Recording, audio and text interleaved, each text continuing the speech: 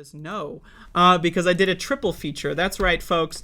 Scooby-Doo and the Witch's Ghost. So this movie takes place. This is the next movie after Scooby-Doo on Zombie Island, and so I mean, goddamn, this movie, another banger. I'm telling you this right now. Like, I mean, of course the stars of this show, the Hex Girls. I mean, I don't know what was going on there. It's just some anime shit. You know, like, that's the thing with the late 90s Scooby movies. It's very, like, anime-centric, right? You got, like, the cat girl demons going Super Saiyan and Zombie Island. You got, like, the fucking, like, weirdo anime bitch witch in this one. But this is a great movie. I gotta tell you. It's a lot shorter than Zombie Island. I think it's, like, 10 minutes shorter than Zombie Island. So, just, you know, it's a lot. It's a solid amount of percentage points. But anyway, it's just great. So this is like another, I don't think it takes place after Zombie Island canonically. I think this one is just like in the same weird like post original series canon. I'm not sure. And so anyway, so like the gang, they're all doing their own shit or whatever, you know, like Velma's got like a bookstore, you know, and she's got a bookstore. She loves books. And then, you know, they meet, like, they're doing something or whatever for some museum, and then you meet this author whose name is Ben Ravencroft, you know, is some really fancy-ass shit, right? And he's, like, from Massachusetts.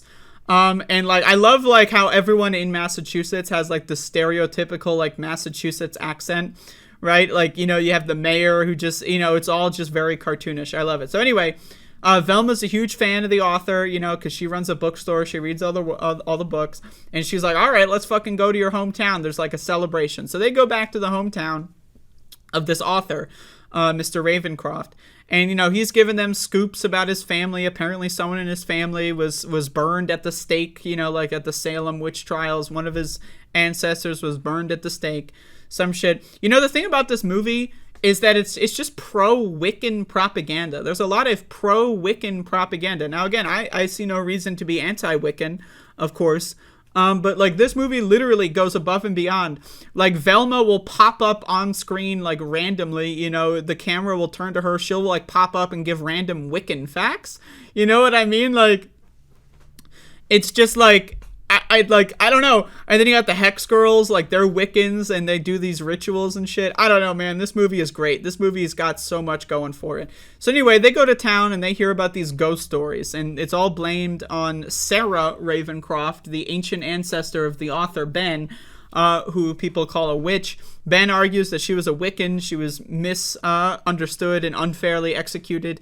And so, you know what? Given the real history of the world, you know, I'm inclined to believe Ben. So anyway, they find out that the ghost is actually a scheme by the mayor to drum up buzz in the town to get tourism.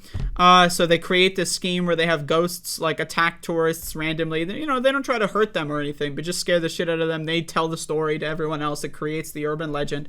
It's all the mayor, right? So the first like half of this movie is they find that out. And it's like a classic Scooby-Doo, right? It's classic. They undo the mask and everything. It's great. It's a classic moment, right?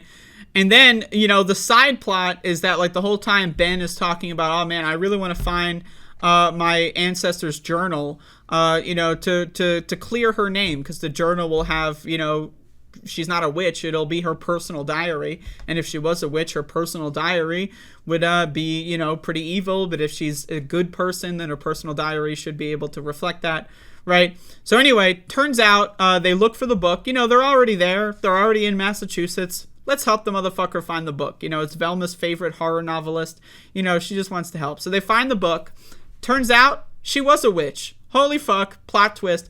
Ben takes the book and then he gets magic powers, right? Now, again, I love these movies because they're actually supernatural, but this movie especially is great because the first half of it makes it seem like, oh, this isn't going to be one of the supernatural ones. This is going to be like, but no, Ben gets the book. It's actually not a journal. It's not a diary. It's a spell book, motherfucker. It's a witch's spell book, right? So he uses the spell book. He gets magic powers. He resurrects the ancient ancestor who's the witch. And then she's like, fuck this Ben guy.